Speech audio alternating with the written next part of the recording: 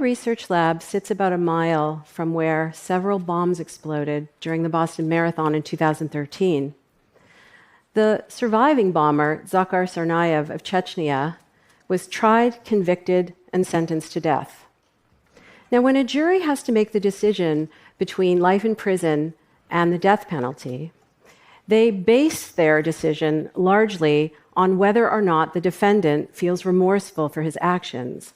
Tsarnaev spoke words of apology, but when jurors looked at his face, all they saw was a stone-faced stare. Now, Tsarnaev is guilty. There's no doubt about that. He murdered and maimed innocent people, and I'm not here to debate that. My heart goes out to all the people who suffered.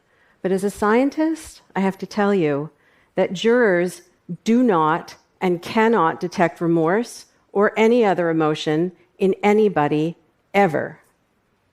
Neither can I, and neither can you. And that's because emotions are not what we think they are. They are not universally expressed and recognized. They are not hardwired brain reactions that are uncontrollable.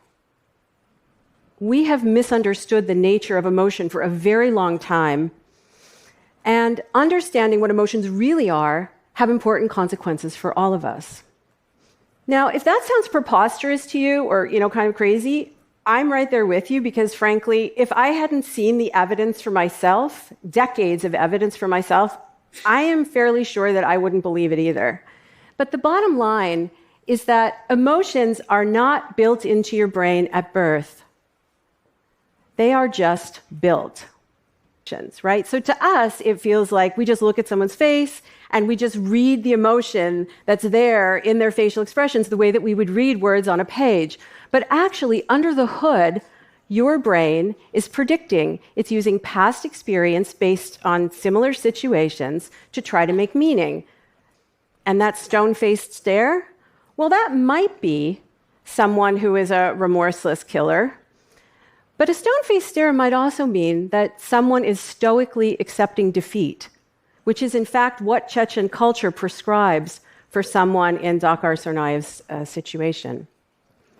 So the lesson here is that emotions that you seem to detect in other people actually come in part from what's inside your own head.